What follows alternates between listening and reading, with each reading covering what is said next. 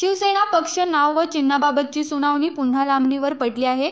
महाराष्ट्रातील 16 आमदारांच्या पात्रता प्रकरणात विधानसभा अध्यक्षांनी काय केलं याची माहिती सादर करण्याचे निर्देश आज सर्वोच्च न्यायालयाने दिले आहेत। तसेच आतापर्यंत काय काय झाले याची माहिती 3 आठवड्यात सादर करण्यास न्यायालयाने सांगितले आहे। केंद्रीय निवडणूक आयोगाने शिवसेना हे नाव आणि चिन्ह मुख्यमंत्री एकनाथ शिंदे यांच्या गटाकडे देण्याचा निर्णय दिला, तर 16 आमदारांच्या अपात्रतेचा निर्णय घेण्याचा अधिकार सुप्रीम कोर्टाने पुन्हा विधानसभा अध्यक्ष यांच्याकडे सोपवला।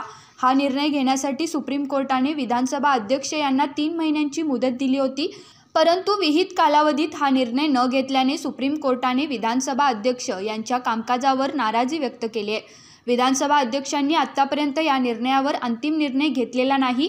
आम्ही सभापतींना 3 वेळा निवेदन दिलं, पण त्यांनी कोणतीही कारवाई न केल्याने आम्हाला न्यायालयात यावं लागलं। अध्यक्षांच्या या कृतीमुळे बेकायदेशीर सरकार सत्तेवर आहे। न्यायालयाने विधानसभा अध्यक्षांना निर्देश जारी करावेत, असं कपिल सिब्बल म्हणाले आहेत।